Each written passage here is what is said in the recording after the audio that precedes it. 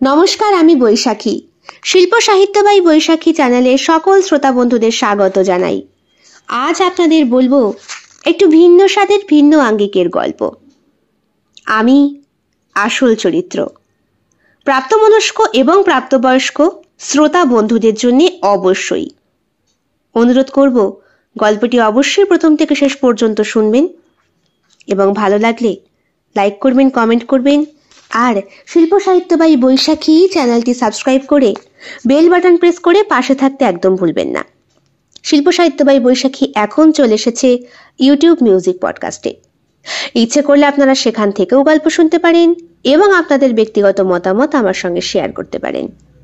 আজ আপনাদের বলবো আমি আসল চরিত্র। গল্প পাঠ এবং লেখায় আমি বৈশাখী বিশ্বাস দেবনাথ। গল্পটি অবশ্যই প্রাপ্তবয়স্ক আর প্রাপ্তমনস্ক শ্রোতা বন্ধুদের জন্য। শুরু হচ্ছে আজকের গল্প।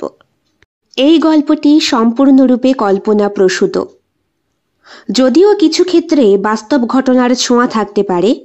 এটি লেখকের কল্পনার সাথে মিশ্রিত একটি সৃষ্টিশীল উপস্থাপন। গল্পটি কোনো ব্যক্তি, ঘটনা বা প্রতিষ্ঠানের সাথে মিলে গেলে তা নিতান্তই কাকতালীয়। এই গল্প শুধুমাত্র বিনোদনের উদ্দেশ্যে তৈরি করা হয়েছে। সিগারেট ধরায় অরুণাভ। সঙ্গে সঙ্গে একটা গন্ধ আসে। লগ্নজিতা বলে, আমার এই গন্ধটা বেশ ভালোই লাগে। তাই আপনি সিগারেটের গন্ধ পছন্দ করেন? ভীষণ। খান নাকি? না, খাই না, তবে ভালো লাগে। আর কি ভালো লাগে জানেন? কি? আফটার শেভের গন্ধ। উফ, গন্ধটা নাকে এলেই না শরীরটা কেমন যেন ভারী অবাক লাগছে। কি জন্য? আপনার মতো একজন অভিনেত্রী আমার সাথে কথা বলছে। আপনি বা কম কিসের? একজন অফিসার। বিয়ে করেননি? বিয়ে না, ওটার বড্ড বেশি আপত্তি। কেন? একবার জোর করে ঠিক করেছিল। করিনি। করেননি মানে? না মানে ভুলটা আমার বাবা মারি, আমার পারমিশন না নিয়ে। যাই হোক, আপনি আমায় কি জন্য ডেকেছেন সেটা বললে একটু বেশি খুশি হব। আমি আবার কোথায় ডাকলাম? আপনি তো আমাকে দেখার জন্য হন্যে হয়ে দাঁড়িয়েছিলেন। সেই চোখ দুটো দেখেই মনে হলো আপনার সাথে একটু আলাপ জমানো যাক। তাই এটা আমার ভাগ্য পাওয়া। আপনার সাথে আলাপ করে আমার সত্যিই ভালো লাগলো। তাই জানেন আমি সমস্ত চরিত্রে কি হিসাবে কাজ করি? কি? খলনায়িকা। আমিও নায়িকার থেকে খলনায়িকাকেই বেশি ভালোবাসি। তাই নাকি? খলনায়িকারা কিন্তু সব পারে। যেমন এই মুহূর্তে চাইলে আপনাকে খুন করতে পারে। অরুণাভ ঢোক গেলে। ভয় পেলেন? পেলেন তো? জানতাম ভয় পাবেন। আসলে খলনায়িকাদের সবাই ভয় পায়, আর খলনায়ককে পায়। তবে নায়কের থেকে নায়িকার ভয়ের ভূমিকাটা একটু বেশি হয় না? তা হয়, কারণ বোঝাই তো যায় না কে আসলে হিরো। বড্ড বেশি হেয়ালি করে কথা বলতে ভালোবাসে লগ্নজিতা, শহরের নাম করা অভিনেত্রী। অরুণাভ দাঁড়িয়ে রয়েছে ওর পাশে, দেখছে ওর মুক্তোর মতো ঝকঝকে দাঁতের হাসি। এই মেয়েটিকে মনে মনে কামনা করেছিল একদিন অরুণাভ, তাও অনেক বছর আগে। কল্পনা করেছিল এই মেয়ে যদি ওর স্ত্রী হতো। তারপরই মনে হয়েছিল, না, এসব টিভি সিরিয়ালে যারা অভিনয় করে তাদের থেকে একটু দূরে থাকাই ভালো। এত আর কম ছদ্মবেশী হয় না। কি ভাবছেন? কিছু না। ভাবছেন নিশ্চয়ই এসব টিভি সিরিয়ালে অভিনয় করা মেয়েদের থেকে দূরে থাকাই ভালো, কারণ এদের সঙ্গে সংসার করা বোধহয় খুবই ভুল হবে। কি করে বুঝলেন? আপনার চোখ পড়তে পেরেছি। যাই হোক, আপনার সাথে আমার অতি গুরুত্বপূর্ণ একটা দরকার আছে। কিরকম? সেটা আপনি আমার ফ্ল্যাটে এলেই বলবো। আমি কিন্তু স্পেশাল লোক ছাড়া কাউকে আমার ফ্ল্যাটে আসতে বলি না। আপনাকেই বলছি, কারণ আপনাকে আমার বেশ ভালো লেগেছে। অনেক ধন্যবাদ আমাকে যে আপনার ভালো লেগেছে। কখন আসতে হবে? আপনি আসুন না, যেদিন আপনার সুবিধে মনে হবে। আমি সন্ধে 7টা থেকে 7:30 ফ্রি থাকি। তারপর আর কি, সুমনের কাছে যেতে হয়, ওর সঙ্গে শুতে হয় যে। কিচ্ছু পারে না, অথচ ভাবটা এমন 70 বছর বয়স হলো কি না, ওর সমস্ত সিরিয়ালের আমি তো আসল চরিত্র। ঢোক গেলে অরুণাভ, কি আমাকে ঘৃণা লাগছে তো? সবাই কিন্তু এক হয় না, সব তারকারা। আমি ইচ্ছাকৃতই ওর সাথে ঢলে পড়েছি। আপনার কোনো আপত্তি আছে? হে বাবা, আমার কোনো আপত্তি থাকবে? তাহলে এই কথাটা যেন আপনিই জানতে পারেন, আর কেউ নয়, কেমন? বলে অরুণাভর থুতনিটায় স্পর্শ করে লগ্নজিতা। অরুণাভর সমস্ত শরীরটা শিউরে ওঠে। শুধু তাই নয়, ঠোঁটের কোণায় গুজে রাখা সিগারেটটাও পড়ে যায় দপ করে।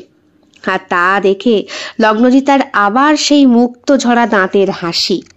সবটাই অরুণাভর বুকের ভেতরটা ভেঙে চুড়ে দুমড়ে মুচড়ে দিয়ে যায়, যেটা অরুণাভ একাই ফিল করতে পারে, লগ্নজিতা নয়। লগ্নজিতা আয়নার সামনে বসে, তার হাতের আঙুলগুলো যেন এক একটা আঁকা তুলির মতো তার শরীরের ওপর দিয়েই চালাচ্ছিল। প্রতিটি দৃষ্টিতে একটা অজানা অচেনা অনুভূতি। সময়ের পাতায় অনেক অন্ধকারের মাঝে একটি আলোকিত মুহূর্ত। আয়নায় তার মুখের প্রতিফলন দেখা যায়। তার চোখে এক অদ্ভুত মিশ্রণ, বয়সের সাথে সয়ে যাওয়া ধীর গতি, তবে সেই সাথে এক জিজ্ঞাসাও, এক ধরনের অজানা আকর্ষণ। নিজেকেই সে দেখছে আর নিজেই অবাক হচ্ছে। তার শরীরের প্রতিটি রেখা, প্রতি ভাঁজ, প্রতি স্তরের সাথে তার সম্পর্ক ছিল এক অনুগ্রহময় একত্রীকরণ, একটি সুপ্ত অনুভূতি, যে অনুভূতিগুলো স্বীকার করে নেয় কিন্তু কখনো ভাষায় প্রকাশ করতে পারে না। একে একে সে বিভিন্ন আঙ্গিকে নিজেকে সাজায়। মাথার চুল তুলে একের পর এক সাজের মধ্যে নিজেকে খুঁজে পেতে চায় সে। ছোট ছোট গহনা, সুন্দর পোশাক আর কিছু মৃদু মেকআপ, এই সমস্ত কিছু যেন তাকে সময়ের অতিক্রম নতুন করে জন্ম দেয়। কিন্তু আয়নার দিকে তাকিয়ে সে নিজে শরীরকে আরেকবার বুঝতে চেষ্টা করে। সে অদৃশ্য বাহু, যেগুলো তার অতীতের স্মৃতির মতো এক একটা খুঁটি, যেখানে শাশ্বত শক্তি বা দুর্বলতা উপস্থিত ছিল। আয়নার কাচের মধ্যে একদিকে তার চোখ ছলমল করছে, অন্যদিকে যেন জীবনের গতি নিয়ে কিছু অস্তিত্ব ছিল, তবে এখন সেটা অস্বস্তি। সে জানত সময় চলে গেছে, তার নিজের শরীর যেন নতুন কোনো রহস্যের ভেতরেই লুকিয়ে, যা তার এখনো দেখা হয়নি। কলিং বেল বাজার শব্দে ঘোর কাটে লগ্নজিতার। বছর 35-এর মধ্যবয়স্কা নারী, হাইনেক ব্লাউজ পরেছে সে, যদিও হাতটা কাটা অনেকটাই, প্রায় স্লিভলেস বলাই চলে। ওই এখন বেরিয়েছে না ভ্যারাইটিস রকমের। গায়ের ওপরে একটা হালকা কাঠালি হলুদ রঙের শাড়ি পরা, ওই হাইনেক স্লিভলেস ব্লাউজটা নস্যি কালারের, মানানসই। বড় একটা টিপ পড়েছে, কারণ লগ্নজিতার মুখটা বড়। মাথার চুলটাকে কুঁকড়িয়েছে সে, হাত খোপায় খোপার কাঁটা গুজেছে। এক হাতে ঘড়ি, আরেক হাতে সোনার ব্রেসলেট চকচক করছে। অনামিকায় বিয়ের আংটিটা পরা, যদিও সম্পর্ক অনেকদিন আগেই চুকে গিয়েছে অনির্বাণের সাথে। দরজাটা খুলে নিজের অপরূপ সৌন্দর্যের ঢালি নিয়ে দাঁড়িয়ে রয়েছে লগ্নজিতা। দরজার ওপারে দাঁড়িয়ে অরুণাভ, একজন পুলিশ কর্মকর্তা। সে সিআইডি ডিপার্টমেন্টে রয়েছে। লগ্নজিতাকে দেখে রীতিমতো হতবাক সে। লগ্নজিতা আর সে বোধহয় সমবয়সী হবে। ঘড়ির কাঁটা তখন সন্ধে 7:30টায় গিয়ে ঠেকেছে। লগ্নজিতা দরজা খুলে হাতের ওপর হাত রেখে তার ভ্রু দুটোকে কুঁচকে প্রশ্ন বাণটা ছুড়ে দিল। এত দেরি করলেন কেন? সরি ম্যাডাম, বুঝতেই তো পারছেন কলকাতার রাস্তা, ট্রাফিক জ্যাম হলে আর রক্ষে থাকে না। বুঝলাম, কিন্তু এই অজুহাত বারবার শুনবো না। জানেন তো আমারও কাজ আছে। সে তো জানি। আজকে কি আপনার নাইট নাকি? হাসালেন বড়। আমার কাজ তো রাতেই হয়, জানেন না? ঢোক গিলল অরুণাভ। লগ্নজিতা যে কাজের সঙ্গে যুক্ত, সেই কাজ আমাদের সমাজ মেনে নিতে বেশ খানিকটা সময় নেয়। পেটের দায়ে নয়, নিজের ইচ্ছেতেই লগ্নজিতা সেই কাজের সঙ্গে যুক্ত হয়েছে। আসুন, ভেতরে আসুন। অরুণাভ ভেতরে এলে দরজাটা বন্ধ করে দেয় লগ্নজিতা। আপনার ফ্ল্যাটটা কিন্তু দারুণ করে সাজানো। Thank you. যদিও আমার আশেপাশে সামনে পেছনে কোনো ঘরেই লোক থাকে না। অরুণাভ একটু ভয় পায়। কেন লোক থাকে না কেন? ও মা, বেবুসে মেয়ে ছেলেদের সাথে কেউ থাকতে চায় নাকি? এমন কথা কেন বলছেন? এখন অনেক মেয়েই এইসব পেশার সঙ্গে যুক্ত থাকে। তাছাড়া আপনি কি আমার কাজটাকে সমর্থন করছেন? দেখুন ম্যাডাম, আপনি আমার সঙ্গে যোগাযোগ করেছেন যেই কারণে, সেই কাজের কথাই আসলেই হয়। বাহ, এই তো একেবারে প্রফেশনালের মতো কথা বলছেন। বসুন, আমি একটু কফি করে নিয়ে আসি। না, খেয়েছি। সে কি, ঠান্ডার মধ্যে এলেন, একটু কফি খাবেন না? তা কি করে হয়?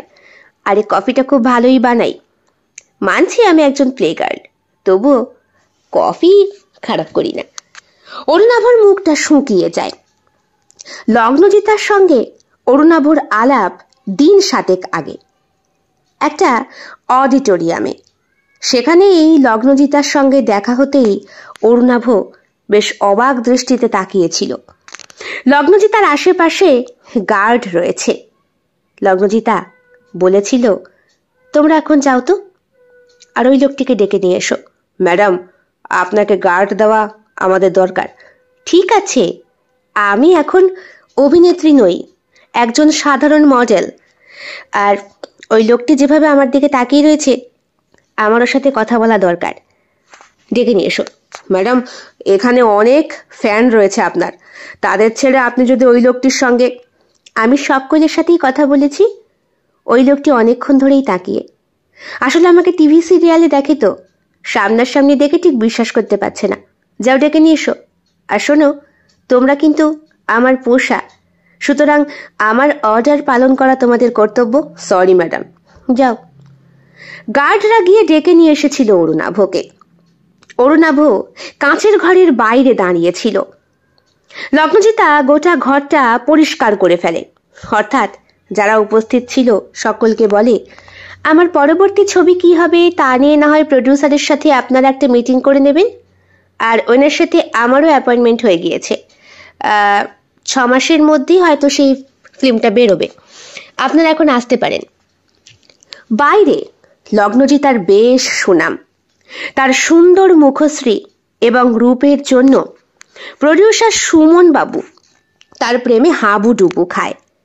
হ্যাঁ, আর এই সুমন বাবুর সঙ্গেই তো রাত্রি যাপন করতে করতে লগ্নজিতা নিজেকে বেবুসে মেয়ে বলেই পরিচিতি দেয়। অরুণাভ চুপ করে বসে ফ্ল্যাটটা দেখছে। কি সুন্দর সাজানো, সব দামি দামি আসবাবপত্র। কিন্তু এই মহিলা আমাকে কেন ডেকেছে? নিন কফি। হ্যাঁ, বললাম খাবো না। বাহ, আমার ফ্ল্যাটে এলেন আর আমি আপনাকে কিছু খাওয়াবো না, তা তো হয় না। কফি তো খেতে বলছি, আর তো কিছু না। লগ্নজিতার প্রত্যেক কথাতে এই অরুণাভ কেমন যেন ভয় পাচ্ছে। লগ্নজিতা হেসে বলে, ভয় পাবেন না। আমাকে যখন টিভি সিরিয়ালে দেখেন তখন এমন লাগে না? আপনি অনেকটা দূর মহাকাশের তারকার মতো। হ্যাঁ, এই জন্যই তো আমাদেরকে তারকাই বলা হয়। যাই হোক, যেই জন্যে আপনাকে ডাকা, কাজের কথায় আসি। হ্যাঁ ম্যাডাম, সেটাই বরং ভালো হবে। আপনার সঙ্গে অডিটোরিয়ামে প্রথম যেদিন আমার দেখা হলো, সেই দিন আপনাকে দেখেই আমার খুব ভালো লেগেছিল। কেন বলুন তো? না, আপনি সে একনিষ্ঠ ব্যক্তি যে কিনা চুপচাপ দাঁড়িয়েছিলেন, ওই ভিড় ঠেলে সবার মধ্যে দিয়ে আমার কাছে আসতে চাননি। সেই সাহস আমার ছিল না। আসলে দূর থেকে দেখে আপনাকে আমি অভ্যস্ত, অনেক দিন ধরেই দেখছি। কিন্তু বয়সের বাদ বিচারে হয়তো আমি আর আপনি সমবয়সী হব। আপনিই তো আমাকে বললেন আপনার সঙ্গে প্রডিউসার বাবুর আলাপ, তারপর। হ্যাঁ, সবটাই বলেছি। এইবার আসি মোদ্দা কথায়। শুনুন, আমার এখনো সুমনের কাছে যেতে ঘন্টাখানেক বাকি। ঘন্টাখানেকের মধ্যেই না হয় সবটা আপনাকে জানিয়ে দিই। হ্যাঁ, আমাকে কেন ডেকেছেন আর কি জন্যে আপনার পুলিশের সাহায্যের দরকার? একটা সিম্পল ব্যাপার, যেটা জানা আমার জন্য খুব দরকার। কি হয়েছে বলুন তো? আজ থেকে বছর 10 আগে আমার বিয়ে হয়েছিল। আমার স্বামী চাকরি করতেন এই একটা নামজাদা বেসরকারি কোম্পানিতেই। অ্যাক্সিডেন্টে উনি মারা যান। তারপরেও ওনাকে আমি দেখতে পাই। নড়ে চড়ে বসে অরুণাভ। কি বলছেন? মৃত ব্যক্তিকে আপনি দেখতে পান? হ্যাঁ, আমি গত পরশু ওকে দেখতে পেয়েছি। আমার গাড়িটা তখন মোড়ের মাথায়, আর ওকে বাইকে করে একটা মেয়ের সাথে। এটা কি করে পসিবল হয়? আপনি নিজে বললেন আপনার স্বামী মৃত। তাহলে এটাই তো কথা অফিসার। আপনি তো সিআইডি ডিপার্টমেন্টে রয়েছেন, দেখুন না একটু খোঁজ খবর করে। আপনার হাজব্যান্ডের ডেড বডি পাননি? হ্যাঁ, ডেড বডি পেয়েছিলাম। এমনকি ওর মুখাগ্নির সময় আমি নিজে উপস্থিত ছিলাম সেইখানে। তারপরে আমার শ্বশুর শাশুড়ি আমাকে ঘর থেকে তাড়িয়ে দেয়। আমাকে আশ্রয় দিয়েছিল সুমন। এরপরেই সুমনের সাথে থাকতে থাকতে আমি সুমনের দাসী হয়েছি। জানি হয়তো আমার মধ্যে কিছু যোগ্যতা আছে যার জন্য মানুষ আমার অভিনয়কে পছন্দ করে, কিন্তু রাত হলেই ওর কাছে আমাকে যেতে হয়। আজও যাব ওর সুধা মেটাতে। কিন্তু আমার হাজবেন্ড, ওকে আমি কি করে দেখতে পাই বলুন তো? এটা কি আমার ভ্রম? আমার কি চিকিৎসা করানো দরকার? কথাটা বলতে বলতে লগ্নজিতা অরুণাভর অনেকটা কাছে এগিয়ে আসে। এতটাই কাছে যে লগ্নজিতার পারফিউমের গন্ধ অরুণাভর নাকে ভু ভু করে লাগছে। হ্যাঁ, ঠিক আছে। আচ্ছা বলুন না অরুণাভ বাবু, যদি আমার স্বামী ফিরে আসে আর যদি জানতে পারে আমি সুমনের সঙ্গে শুয়েছি, জীবিকার জন্য নয়, নিজে বাঁচার জন্য। আমার বাবার তো টাকার অভাব ছিল না।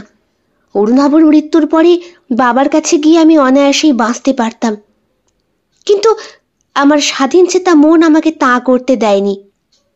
একটা বিবাহিত মেয়ের পক্ষে অমনভাবে বেঁচে থাকাটা বড্ড কঠিন অরুণাভ বাবু। তাই তো আমি রাস্তায় বেরিয়ে গিয়েছিলাম। এরপরে শ্বশুর শাশুড়ির চরম অপমানে নিজেকে শেষ করে দিতে চেয়েছিলাম। তখনই আমাকে সুমন উদ্ধার করে, আর সুমনের দ্বারাই। দেখুন দেখুন, আমি বুঝতে পারছি, আপনি একটু সরে বসবেন ম্যাডাম। লগ্নজিতা সরে বসে। অরুণাভ বলে, আচ্ছা, আপনার কাছে তো আপনার হাজবেন্ডের ছবি আছে, সেটা আমাকে দিন, আমি শুরু করছি। মানে অরুণাভ ঢোক গিলছে বারবার। লগ্নজিতার বুকটা শ্বাসে ওঠা নামা করছে।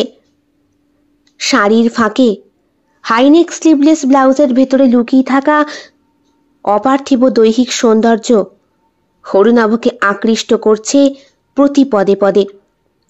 ফ্ল্যাটে তারা একা, তার উপরে লগ্নজিতা একজন বিখ্যাত অভিনেত্রী। সেদিন অডিটোরিয়ামে লগ্নজিতা বলেছিল, আপনার পেশা একজন সিআইডি অফিসার, তাই না? হ্যাঁ। আপনি আমার ফ্ল্যাটে আসবেন, আপনাকে অনেক কিছু আমার দেখানোর আছে। আকাশের তারকা যখন হাতের মুঠোয় চলে আসে তখন বোধহয় নিজেকে আর আটকে রাখা যায় না।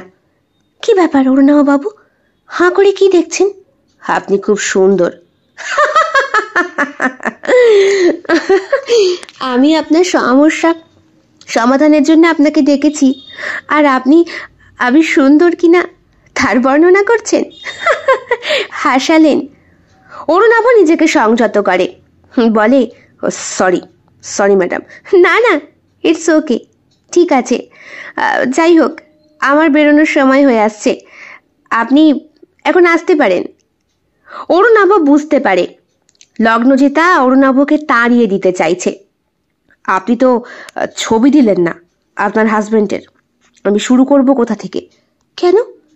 এখান থেকেই তুমি শুরু করতে পারো, যখন তখন খুশি তুমি শুরু করতে পারো, কারণ তুমি তো একজন অফিসার। তোমার পক্ষে সবটা জানাই সহজ। এগুলো এগুলো এগুলো এগুলো এগুলো আপনি কি বলছেন? দুষ্টু ছেলে, কিছু যেন বোঝো না।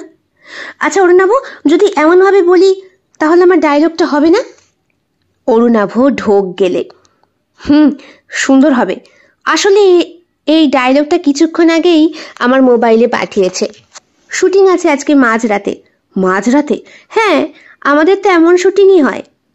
আসলে গল্পে খলনায়িকার চরিত্রে অভিনয় করছি তো, যে কিনা নায়ককে বারবার নিজের কাছে আনতে চায়। ভালো হয়েছে ডায়লগটা দেওয়া, মানে অভিনয়টা ফুটবে তো। অরুণাভ বুঝতে পারে সে ঘেমে গিয়েছে। তার ষষ্ঠ ইন্দ্রিয় তাকে জানান দিচ্ছে, আর বেশিক্ষণ দাঁড়াস না অরুণাভ, তোর ইজ্জত হারিয়ে যাবে। আর তার পুরুষ সত্তা তাকে বারবার বলছে, পালা পালা, এবার সব রহস্য বেরিয়ে যাবে তোর শরীর থেকে। তুই লুকাবি কি করে এই মেয়ে মানুষটার সামনে নিজেকে? অরুণাভ পড়ি কি মরি পালাতে চায়। লগ্নজিতা বলে, ও মা, নিয়ে গেলেন না ছবিটা? এই তো বললেন। আসুন আমার বেডরুমে আসুন, আপনাকে আমি সব খুলে দেখাতে চাই। অরুণাভ আবার ঢোক গেলে। বুঝতে পারে এটাও বোধহয় কোনো একটা ডায়লগই হবে, ওই সিরিয়ালের অথবা কোনো ফিল্মের, কারণ ছোটখাটো বেশ কয়েকটা সিনেমাতে লগ্নজিতা ইতিমধ্যে অভিনয় করেছে, সুনামও পেয়েছে অনেক। হ্যাঁ হ্যাঁ আসছি। ও মা, দেরি করছেন কেন? আসুন, আমার আবার বেরোবার সময় আছে না, অ্যাপয়েন্টমেন্ট আছে। ওখানে একটা পাগলা কুকুর খেপে বসে আছে, তাকে ঠান্ডা করতে হবে, না হলে তো আবার পরের সিরিয়ালে পরের ফিল্মে আমাকে চান্সই দেবে না। আচ্ছা লগ্নজিতা ম্যাডাম, আপনি কি অন্য কোনো পেশার সঙ্গে যুক্ত হতে পারতেন না? অন্য কোনো পেশা? কেন? এটা ভালো নয় অরুণাভ, এটা ভালো নয়। না মানে যদি আপনার ভালো লেগে থাকে। সঙ্গে সঙ্গে ভুল বদল হয়ে গেল। যদি আমার ভালো লেগে থাকে? আমি অসহায় অরুণাভ, খুব অসহায়। বাবা মার কাছে আগে, এখন সুমনের কাছে। শ্বশুর শাশুড়ি তো আমাকে তাচ্ছিল্য করে তাড়িয়ে দিল, তারপরে সমাজও আমায় মানবে না। আমি কি করতে পারি তুমি বলতে পারো? অরুণাভ তাকিয়ে রয়েছে লগ্নজিতার মুখের দিকে। লগ্নজিতা অরুণাভর ভীষণ কাছে। অরুণাভর হাত ধরে লগ্নজিতা বলে, এসো তোমায় আমার বেডরুমে নিয়ে যাই। অরুণাভ মন্ত্রমুগ্ধের মতো লগ্নজিতাকে অনুসরণ করতে করতে যায়। বেডরুমের কাছে এসে দাঁড়িয়ে পড়ে দুইজনে। দরজা খুলে ভেতরে ঢুকতেই একটা সুন্দর গন্ধ অরুণাভর নাকে আসে। সে দেখে টাটকা রজনীগন্ধা ফুলের তোড়া রয়েছে সেখানে, তবে রজনীগন্ধা ফুলগুলোর রং লাল, অথচ গন্ধ এক। বাহ, ফুলগুলো সুন্দর তো। হ্যাঁ, ওরা রোজ যে আমার এক ফোঁটা করে রক্ত খায়। মানে কিছু না, ও তুমি বুঝবে না। আচ্ছা এই দেখো, ছবি বার করে দেখাবো না? একদম ভুলে গেলাম, দাঁড়াও, আলমারির চাবিটা কোথায় রেখেছি? চাবিটা, ও হ্যাঁ মনে পড়েছে। এক সেকেন্ড অরুণাভ, তুমি একটু এখানে দাঁড়াও, আমি চাবিটা নিয়ে আসছি। ওই পাশের রুমে রয়েছে। আসলে বেডরুমে আমি খুব একটা রাত কাটাই না। কেন? এই ঘরে তো সুমন আর আমি সময় কাটাই, তাই আমি খুব একটা একা আসি না। একা আসেন না কেন? হো মা, এলেই যে আমার খাই বাড়ে। খাই মানে? হো দুষ্টু, তুমি এখনো বোঝো না, বিয়ে করনি না? ইস, তোমাকে ভুল করে তুমি বলে ফেলেছি। আপত্তি নেই তো? অরুণাভ ঢোক গেলে, না না, আপত্তি কেন থাকবে? তাই তো, একটা সুন্দরী মেয়ে যখন তোমাকে আহ্বান করছি, তখন তোমার আপত্তি থাকবেই বা কেন? আমি বরং বাজে কথা বলে ফেলছি। আচ্ছা অরুণাভ, এসো, এদিকে এসো। আবার হাত ধরে লগ্নজিতা অরুণাভকে নিয়ে যায়, ওর আলমারির সামনে দাঁড় করায়। তুমি এখানে দাঁড়াও তো, আমি এক্ষুনি নিয়ে আসছি। কি? চাবিটা তোমায় দেখাতে হবে না? ও হ্যাঁ হ্যাঁ ঠিক আছে। অরুণাভ পকেট থেকে রুমাল বার করে ঘাম মোছে। ফোন বাজছে তার। ফোনটা কানে দেয় সে। হ্যাঁ হ্যালো, হ্যাঁ, না না আমি একটা মিটিংয়ে আছি, এই মুহূর্তে যেতে পারবো না। আরে তুমি সামলে নাও না একটু সান্নাল, অসুবিধার কি আছে? কি কিসের জরুরি কথা? আরে আমি এখন টিভি অন করতে পারবো না, না এখন আমার দেখার, আচ্ছা আমি রাখছি। ততক্ষণে সামনে এসে দাঁড়িয়েছে লগ্নজিতা। হে কি, আপনি আপনি এমন পোশাক পরে? আসলে এই আলমারিটার একটা পাসওয়ার্ড আছে, আমি যদি ঠিকমতো পোশাক না পরি এই পাসওয়ার্ড খুলবে না। কিরকম পাসওয়ার্ড? দেখবে? চাবি দিয়ে আলমারিটা খোলার সাথে সাথেই আলমারির সামনে একটা আয়না খোলে।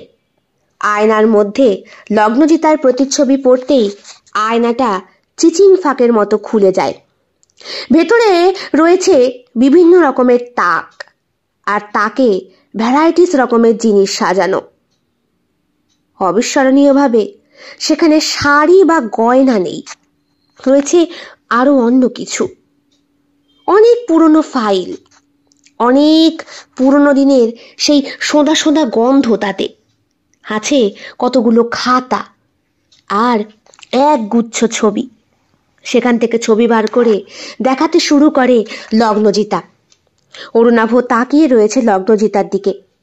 ওর পরনে খুব স্বল্প পোশাক, এখন কেবলমাত্র অন্তর্বাস, আর কিচ্ছু না। ওর খোলা চুল নিতম্ব পর্যন্ত বিস্তৃত। গোলাপি রঙের অন্তর্বাসে নিটোল শরীরটা আঁটো সাঁটো ভাবে বাঁধা। এমন ভাবে একটা মেয়ে মানুষ একা একা ফ্ল্যাটের মধ্যে কি করে থাকতে পারে? এও কি করে সম্ভব? কিছুক্ষণ অবাক হয়ে তাকিয়ে থেকে অরুণাভ দেখতে পায় কি একটা জিনিস যেন আলমারির ভেতর থেকে বিপ বিপ করছে, জ্বলছে আর নিভছে। সেখান থেকে সবুজ আর লাল আলো বেরিয়ে আসছে। লগ্নজিতা ম্যাডাম, ওটা কি জিনিস? দুষ্টু, দেখতে পেয়ে গেছো? অরুণাভর ষষ্ঠ ইন্দ্রিয় বলছে ওটা একটা ক্যামেরা। আপনি সব কিছু ক্যামেরাবন্দি করছেন কেন?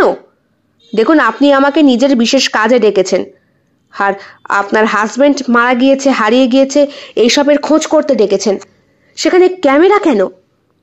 লগ্নজিতা নিজের অন্তর্বাস খুলতে শুরু করে। অরুণাভর কথা ওর কানেই যেন ঢুকছে না। অরুণাভকে এক ধাক্কায় বিছানায় শুইয়ে দেয় লগ্নজিতা। অরুণাভ চিৎকার করতে যাবে, ঠিক তখনই ওর ঠোঁটে ঠোঁট রাখে লগ্নজিতা। চুষে দেয় সেটা, আর অরুণাভর ঠোঁট দুটো লাল হয়ে ওঠে। লগ্নজিতার অন্তর্বাস খোলা নিটোল শরীরটার প্রতি অরুণাভ আকৃষ্ট হতে শুরু করে। একে একে নিজের শরীরেরও সমস্ত আবরণ ভেদ করে ওর পুরুষ সত্তা পাগলের মতো উত্থিত হয়ে যায় এবং জানান দেয় সে আর পারছে না। এইবার উষ্ণ সরোবরের খোঁজে তাকে ঝাঁপিয়ে পড়তেই হবে। লগ্নজিতাও যেন এটাই চাইছিল, এই সুযোগটাই নিতে। অরুণাভকে এই নিজের ওপরে উত্থিত হতে দেখে লগ্নজিতা ভীষণ খুশি। এদিকে আলমারির ভেতরে বিপ বিপ করে জ্বলতে থাকা আর নিতে থাকা লাল সবুজ বাতিটা আরো বেশি দ্রুত থেকে দ্রুততর হয়ে বিপ বিপ করতে শুরু করেছে। আর ঠিক ততক্ষণই, তত জোরেই লগ্নজিতা অরুণাভর শরীরটাকে ভোগ করতে শুরু করেছে। অরুণাভর জোরে জোরে শ্বাস পড়ছে। লগ্নজিতার মধ্যেও শীতকালের ধ্বনি ভেসে আসছে। গোটা ঘরটা কামের গন্ধে ভরে গিয়েছে। আচমকাই অরুণাভ বলে, আর পারছি না। ঠিক তখনই আলোটাও দপদপ করতে করতে নিভে যায়। লগ্নজিতা উঠে পড়ে অরুণাভর ওপর থেকে। আলমারির দপদপ করে জ্বলতে থাকা আলোর ভেতর থেকে একটা রিভলভার বের করে আনে। অরুণাভর মস্তিষ্কে তাক করে বলে, অরুণাভ, তুমি হেরে গেলে আবার। এসবের মানে কি? এসব কি হচ্ছে? তোমার এইটুকু ক্ষমতা, আর তুমি কি না? অরুণাভ কিছু বুঝে ওঠার আগেই লগ্নজিতার হাতে ছবিটা দেখে অবাক হয়ে যায়। এটা কি? এসব কি হচ্ছে? আমি এখান থেকে যেতে চাই। এখানে যা কিছু হয়েছে সব কিছুর জন্য তুমি দায়ী। তুমি তুমি আমাকে আহ্বান করেছো, তুমি আমাকে জোর করেছো, তাই? ওটা তুমি বলবে, আমি বলবো না। আর সমাজ ঠিক তার উল্টোটা বলবে। একজন অভিনেত্রীকে ধর্ষণ আর রেপ করার জন্য তোমাকেই জেল খাটতে হবে। তোমার পুলিশে ডিগ্রি এতে কোনো রকমে সাহায্য করতে পারবে না অরুণাভ। এগুলো এগুলো আপনি কি বলছেন? এ সম্পূর্ণ সাজানো, সবটা মিথ্যে। এ সত্যি হতে পারে না। না না, আমি এখান থেকে বেরোতে চাই, আমি এখান থেকে বাঁচতে চাই। বাঁচাও, বাঁচাও, বাঁচাও! চিৎকার করতে থাকে অরুণাভ।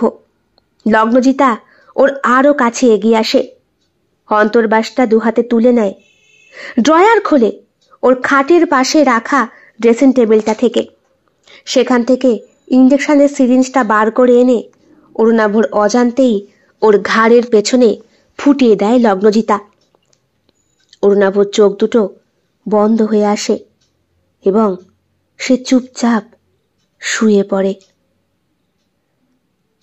পরের দিন সকালে অরুণাভর যখন ঘোরটা কাটে, তখন সে দেখে তার চারপাশটা সম্পূর্ণরূপে অন্ধকার, একদম অন্ধকার। চারিদিকে দেওয়াল ঘুটঘুটে অন্ধকার, এমনকি মেঝেটা পর্যন্ত অন্ধকার। সে কোথায় এসেছে না এসেছে কিচ্ছু বুঝে উঠতে পারে না। বেশ কয়েক সেকেন্ড সময় লাগে তার। নিজের অল্প পরা পোশাকে নিজেকে ঢাকার চেষ্টা করে অরুণাভ আর চিৎকার করতে থাকে। কিছুক্ষণ পর সে দেখে তার সামনের দিকে একটা ফ্ল্যাশ মতো জ্বলল, একটা নীল আলো ফুটে উঠল এবং নীল আলোর ওপারে কতজন মানুষকে দেখা যাচ্ছে। তারা কেউ বসে রয়েছে, কেউ শুয়ে রয়েছে, কেউ বা তার গার্লফ্রেন্ডের সাথে সময় কাটাচ্ছে, কেউ বা নিজের স্ত্রীকে ভক্ষণ করছে, কেউ বা থাক আর দেখতে পারে না অরুণাভ। সব থেকে বেশি যৌনতা দৃশ্যই ফুটে উঠছে অরুণাভকে দেখতে দেখতে। স্বামী, স্ত্রী, প্রেমিক, প্রেমিকা, বেশ্যা থেকে শুরু করে এ কি লগ্নজিতা! লগ্নজিতা আর প্রডিউসার সুমন বসে রয়েছে পাশাপাশি, মদ্যপান করছে তারা আর তাকিয়ে রয়েছে অরুণাভর দিকে। একে একে অরুণাভর সামনে অসংখ্য স্ক্রিন ফুটে ওঠে এবং ফুটতে ফুটতে সেটা এক সময় মহাকাশের মতো গুড়ি গুড়ি গুড়ি গুড়ি বিন্দু বিন্দু বিন্দু বিন্দু হয়ে ছড়িয়ে পড়ে কোটিতে কোটিতে। তাহলে কি অরুণাভ কোনো ক্যামেরা বন্দি, নাকি টেলিভিশনের মধ্যে বন্দি? অরুণাভ বাঁচার জন্য চিৎকার করতে থাকে, কিন্তু সেই কথা কেউ শুনতে পায় না। অথচ অরুণাভর মুভমেন্টগুলো প্রত্যেকটা মানুষ যেন আনন্দে উপভোগ করছে। এমন সময় অরুণাভর পেছন দিকের একটা দরজা খুলে যায়। সেইখান থেকে লাল মুখোশ পরা চণ্ডাল মার্কা এক ব্যক্তি বেরিয়ে আসে। তার হাতে একটা কাঁটারি ধরা। অরুণাভর গলা বরাবর সেটা বসিয়ে দিতেই অরুণাভর সামনের স্ক্রিন থেকে চিৎকারের শব্দ এবং হাততালির শব্দ ভেসে আসে। সেখানে স্পষ্ট শোনা যায় কারা যেন হাততালি দিচ্ছে, আর অরুণাভর মৃত্যুর জন্য সবাই তারস্বরে চিৎকার করছে। মস্তিষ্ক ছেদন হয়ে যাওয়ার পরেও অরুণাভর শরীরটা স্ক্রিন থেকে বেরিয়ে আসার জন্যে ছটফট করে বেশ কিছুক্ষণ, তারপর স্তব্ধ হয়ে যায়। ব্রাভো, ব্রাভো মাই ডার্লিং, তোমার অভিনয় দুর্দান্ত। সিরিয়ালটা খুব ভালো চলবে। আমি তো চিন্তা করছি এই অফিসারটাকে তুমি জোগাড় করলে কোথা থেকে। খুব সুন্দর অভিনয় হয়েছে। আমি তো এমনই একটা রিয়ালিস্টিক চরিত্র চেয়েছিলাম, যার মধ্যে ভয়, কাম, যন্ত্রণা সবটা ফুটে উঠবে। ভালো করতে পেরেছি না ডার্লিং? ও আমার সোনা, তুমি তো সবসময় তুমি আমার সোনা। এই জন্যই তো তোমাকে লিস্টে সবার ঊর্ধ্বেই রেখেছি। ওখানেই যেন আমি থাকি, আমি যেন লিস্ট থেকে না নামি। কিন্তু তুমি এর সঙ্গে যোগাযোগ করলে কি করে? তুমি ভুলে যাচ্ছ সোনা, আমার বিয়ে হয়েছিল আজ থেকে 12 বছর আগে, আমার বাবা মার দেখে শুনে পছন্দ করা পাত্রের সাথে। তার সাথে আমার দেখা হয়নি, কথা হয়নি। বিয়ের লগ্ন পেরিয়ে যায়, এদিকে পাত্র আসে না। জানা যায় সে আমার বাবার কাছ থেকে 15 লক্ষ টাকা দাবি করেছিল। আমি জন্মানোর পরে আমার বাবা আমার নাম রেখেছিল লগ্নজিতা। কিন্তু আমার এমনই দুর্ভাগ্য যে আমার লগ্নে আমাকে জয় করার জন্য আমার স্বামী এসে হাজির হয় না। দীর্ঘ এত বছর পর ওই মানুষটাকে আমি অডিটোরিয়ামে দেখতে পাই। মনের মধ্যে তীব্র প্রতিহিংসাটা বরাবরই আমার ছিল। কি করে সে আমাকে ঠকাতে পারল? তারপরে জানি তো তুমি জানোই সোনা, বাবা মা আগুনে পুড়ে মরে। আমিও মরতে যাচ্ছিলাম, তুমি এসে উদ্ধার করলে বলে বেঁচে গেলাম। এরপরে তুমি আমাকে বললে নতুন একটা সিরিয়ালের প্লট আসছে, একজন খলনায়িকার চরিত্রে আমাকে অভিনয় করতে হবে, আর একটা মুরগিকে লাগবে যে কিনা রিয়ালিস্টিক অভিনয় করবে। তোমার কথার ওপর বেস করেই তো আমি সবটা করলাম। কিন্তু ওই ঘরটা তুমি সাজালে কি করে? সিম্পল ব্যাপার, ওটা আমারই ফ্ল্যাট। ওকে শুধু মাদক দিয়ে অজ্ঞান করেছিলাম, তারপরে বাদবাকিটা আমার অ্যাসিস্ট্যান্ট নিজেই করে দিয়েছে। আচ্ছা, ওকে যে সত্যি সত্যি খুন করলে সেটা একমাত্র তুমি জানলে সোনা। দর্শকরা কি জানলো? দর্শকরা জানলো খলনায়ক পুরোপুরি মরেছে। আর জানো তো, খলনায়কদের মানুষ বেশি দিন মনে রাখে না, কারণ এদের মুখ বিভিন্ন সময় বিভিন্ন রকমভাবে বদলে যায় যে। তা এত সুন্দর একটা গল্প দিলাম, এত সুন্দর একটা মালকে অভিনয় করালাম, আমার পুরস্কারটা? হ্যাঁ, আমার নেক্সট ফিল্মের হিরোইন তুমি, সুপার হিরোইন। চলবে তো?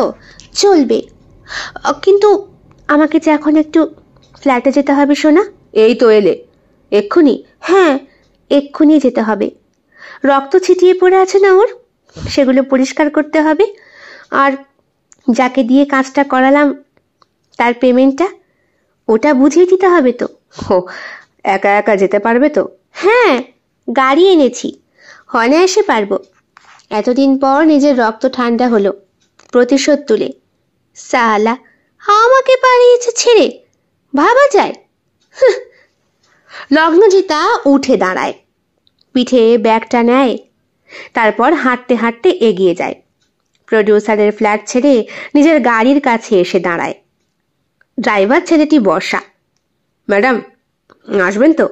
হ্যাঁ বাপন, আজ তুই পাশের সিটে বস, আমি এখানে বসবো। গাড়ি আমি চালাবো, তোর অসুবিধা নেই তো? না দিদি, কোনো অসুবিধা নেই। আচ্ছা দিদি, ওই বলছিলাম যে আমার বোনের একটা অভিনয়ের সুযোগ যদি। হোমা, হ্যাঁ হ্যাঁ, আমার প্রডিউসারের কথা হয়ে গেছে, উনি নেবেন। নেক্সট ওনার যে সিরিয়ালটা হবে সেইটাতে নতুন একটা মুখের দরকার। তোর বোনকে নিয়ে আসিস না। যদিও অডিশনে পাশ করতে পারি তাহলে। অডিশনটা কি হবে দিদি? বাপন, তুই যেন জানিস না অডিশনটা কি হবে? বাপনের মুখ শুকিয়ে যায়। দেখ বাপন, আমি বলি কি, ওসব না করে বোনকে ভালো কিছু করা, তবে দেখিস জীবনে অনেক উন্নতি হবে। দিদি দিদি কালকে যেটা করেছি তার জন্য আমি বড্ড বেশি। কি হয়েছে? আমার রাতে ঘুম আসছে না দিদি, খুব ভয় করছে। যদি আমি পুলিশের কাছে ধরা খাই, আমার তো মা আর বোন, ওই সংসার, আর তো কেউ নেই। আমার কি হবে দিদি, আমার কি হবে? লগ্নজিতা বাপনের কাছে এগিয়ে যায়, গাড়ির কাঁচ ওপরে তুলে দেয়, বাপনের ঠোঁটের কাছে হাত রেখে বলে, চুপ দুষ্টু, কিচ্ছু হবে না, আমি আছি তো, সবটা দেখে নেব। তুই ভয় পাচ্ছিস কেন? তুই তো আমার কথাতেই ওকে মেরেছিস। তাছাড়া ও তো একটা ক্রিমিনাল। এই দেখ, আমাকে বিয়ে করতে এসো বিয়ে করতে আসেনি। আমার কত বড় অপমান হয়েছে, আমার গোটা ফ্যামিলি শেষ হয়ে গিয়েছে। তুই আমাকে বাঁচিয়েছিস। বল, তোর কি চাই? একটু আদর করবো তোকে, দেখবি অভিনেত্রীদের ছোঁয়া কেমন লাগে।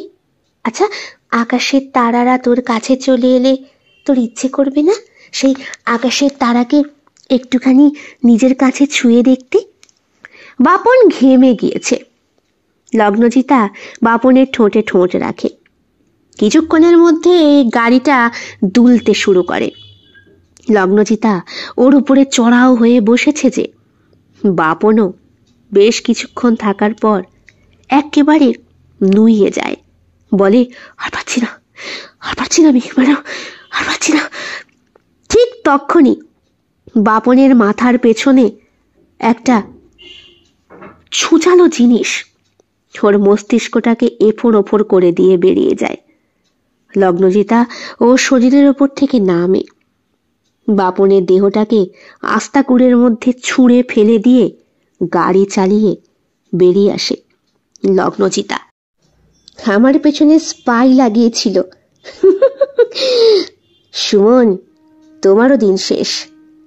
তোমার কাছে এখন নতুন নায়িকা আসবে অডিশন দিতে, আর বাপনকে তুমি বেশ ভালো বুঝিয়ে সুঝিয়ে আমার কাছে পাঠিয়েছিলে সুমন। কিন্তু আমি দাগা খাওয়া মাল। আমার জীবনের পথে যে কাঁটা হতে আসবে তাকে আমি সমূলে বিচ্ছেদ করে ছাড়ব। আসুক তোমার কাছে নতুন মেয়ে অডিশন দিতে। তোমারও যে আয়ু খুব শিগগিরই ফুরিয়ে আসছে। ভুলে যেও না, আমি আসল চরিত্র সব কিছুতে। স্যার, আপনার শরীর এখন কেমন আছে? অনেকটা ভালো আছে, থ্যাংক ইউ। তুমি না থাকলে হয়তো, স্যার, আপনি যখন গিয়েছিলেন তখন আপনাকে না বলেই আমি একটা কাজ করেছিলাম। কি? হ্যাঁ, আপনার শার্টের বোতামে একটা গোপন ক্যামেরা। সেটা থেকেই তো বুঝতে পারলাম মেয়েটি আপনাকে ব্ল্যাকমেল করছে। আর আপনি যে বারবার বলছিলেন ওই আলমারির ভেতর থেকে একটা আলো, ওখানে ক্যামেরা ছিল স্যার, সব রেকর্ড হয়ে গিয়েছিল। তারপরে তো আপনাকে ঘরের ভেতর বন্দি করে ওটা পুরো মারার চক্রান্ত। আমি তো সব বুঝে, আসলে সিনেমার পর্দাতে যা হয় তা তো আর বাস্তবে কখনো সত্যি হতে পারে না স্যার। সেই জন্যই আমিও কায়দা করে একটা পুতুল বসিয়ে, মানে ড্যামি চরিত্রে আমি সবটাই বুঝতে পেরেছি। তুমি না থাকলে হয়তো আমি শেষ হয়ে যেতাম। Thank you so much. কিন্তু স্যার, একজনকে বাঁচানো গেল না। কাকে? বাপনকে। কি? হ্যাঁ স্যার, ওকে মেরে ফেলেছে। আপনি কি ওই মহিলাকে চেনেন স্যার? উনি একজন সিরিয়াল কিলার। উনি ওনার পথে যারা আসে বাধা দিতে সকলকেই খুন করেন। ওনার হিস্ট্রি চেক করে আমি জানতে পেরেছি এটা। 15 বছর বয়সে ওনার বিয়ে ঠিক হয়েছিল। ওনার বাবা নেহাত গরিব মানুষ। চাকরিওয়ালা ছেলের সঙ্গে বিয়ে দেওয়ার লোভে যেটুকু ছিল সবটুকু খুইয়ে বসেছিলেন। তারপরেই মেয়েটার আর বিয়ে হয় না, লগ্নভ্রষ্টা হয়। সবাই ওকেই দোষারোপ করতে শুরু করে। ওর বাবা মা আত্মহত্যা করলে সবাই ওকেই দোষ দেয়, যেন ওর জন্ম থেকে ওর বিয়ে সব কিছু ওর নিজের হাতের তৈরি। আর সেই থেকেই মেয়েটা নিজের চরিত্রের ওপরে এতটাই, মানে বুঝেছি, মানসিক রোগে পরিণত হয়েছিল তো। আর এই কারণেই প্রত্যেক কথায় ও একটা কথাই বলতো, আমি আসল চরিত্র। তাই তো? হ্যাঁ স্যার, আসলে সবাই ওকে দোষারোপ দিতে দিতে ওর মন মস্তিষ্ক সব কিছুকে কন্ট্রোল করে ফেলেছিল। কিন্তু স্যার আপনি ও যদি আসল চরিত্র হয় তাহলে ওর চরিত্রকে নষ্ট করার পেছনে আমিও কম দায়ী নই। আমি সেই বর যাকে ওর জন্য ঠিক করা হয়েছিল। ও আমাকে ঠিক চিনতে পেরেছে। আমিও প্রথমত দেখে একটু থতমতই খেয়েছিলাম, কারণ আমি ছবি দেখেছিলাম ওর। আমার বিয়ে করা তখন কোনো ইচ্ছেই ছিল না। সবে উচ্চ মাধ্যমিক পাশ করেছি, আমি কি বুঝি বলো? সামান্য একটা সরকারি কোম্পানিতে চাকরি পেয়েছি, সামান্য কিছু টাকা মাইনে। ভেবেছিলাম চাকরি করতে করতে পড়াশোনা চালিয়ে যাব, কিন্তু বিয়ে করলে তো সেটা হতো না। তাই আপনি তাহলে? হ্যাঁ আমি। বলছি, লগ্নজিৎ এখন কেমন আছে? রোডের ধারে হাই স্পিডে গাড়ি চালাতে গিয়ে একটা বড় লরি এসে পুরো পিষে দিয়েছে স্যার, কিছু পাওয়া যায়নি। আমি ভেবেছিলাম ও শরীর সুস্থ হলে ওর কাছে গিয়ে ক্ষমা চেয়ে আসবো। আসলে আমি ওর আসল কালপ্রিট। যদি একটু সাহায্য। এক্সকিউজ মি, আপনি এখন বাইরে যান।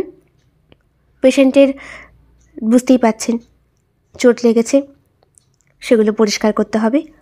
প্লিজ একটু বাইরে যান। হ্যাঁ স্যার, তাহলে হ্যাঁ হ্যাঁ তুমি এখন এসো। আপনি শুয়ে পড়ুন স্যার। হ্যাঁ, আমি এখানে কদিন হয়েছে আছি? প্রায় মাসখানেক মতো। কি বলছেন, এতদিন হয়ে গেল? প্রচুর রক্তপাত হয়েছিল আপনার, তাই আপনাকে অনেক রক্তও দিতে হয়েছে। এখন আপনার শরীর অনেকটাই ভালো। 2-1 দিনের মধ্যে আপনি ছাড়া পেয়ে যাবেন। হো, থ্যাংক ইউ সো মাচ। আচ্ছা, আমাকে যে ডক্টর দেখছে তার নাম? ডক্টর একটু পরে আপনার সঙ্গে দেখা করতে আসবে। আপনি প্লিজ একটু রেস্ট করুন। আপনার সব চেঞ্জ করে দিয়েছি। আপনি ওই তো ডক্টর চলে এসেছে। হো, ডক্টর এসেছে? অরুণাভ তাকিয়ে থাকে ডাক্তারের দিকে। ডাক্তারের মুখে কালো মাস্ক পরা, কালো রঙের শাড়ি, গলায় টেলিস্কোপ ঝোলানো, হাতে একটা ফাইল মতো ধরা, চোখে হালকা পাওয়ারের চশমা, কিন্তু মুখের সেই এক চিলতে হাসি। অরুণাভ ভয় পায় আরও একবার। লগ্নজিতা, রিল্যাক্স। লাজুবতী, ভয় পাবেন না। লগ্নজিতা বলে আর কেউ নেই। সে ধুলিসাৎ হয়ে গিয়েছে। লরি পুরো পিষে দিয়ে গিয়েছে তাকে। মেয়েটা মেন্টালি দিক থেকে যথেষ্ট অসুস্থ ছিল। হবে নাই বা কেন? কোন ছোট বয়স থেকে নিজের মাথার ওপরে দোষারোপ সহ্য করতে করতে সব কিছুতে নিজের চরিত্রটাকেই মনে করত। আপনি শুয়ে পড়ুন না। সিস্টার, ওনাকে ইঞ্জেকশনটা দাওনি কেন? ওনার এখন ঘুমের প্রয়োজন, গাঢ় ঘুমের। তাই না স্যার? কেমন লেগেছে আজকের গল্প? কমেন্ট বক্সে কমেন্ট করতে একদম ভুলবেন না। ভালো লেগে থাকলে অবশ্যই লাইক করবেন, কমেন্ট করবেন, শেয়ার করবেন এবং আপনাদের প্রিয় চ্যানেল শিল্প সাহিত্য বাই বৈশাখী সাবস্ক্রাইব করে বেল বাটন প্রেস করে পাশে থাকতে একদম ভুলবেন না বন্ধুরা। দেখা হবে খুব শিগগিরই আগামীকাল সম্পূর্ণ নতুন একটি ভিন্ন স্বাদের গল্পের সঙ্গে। আপনাদের সকলের উপস্থিতি একান্তভাবে কামনা করি। সকলে খুব ভালো থাকবেন, সুস্থ থাকবেন এবং একইভাবে সাহায্য এবং সহযোগিতার হাত বাড়িয়ে দেবেন। সবাই ভালো থাকবেন। শুভরাত্রি।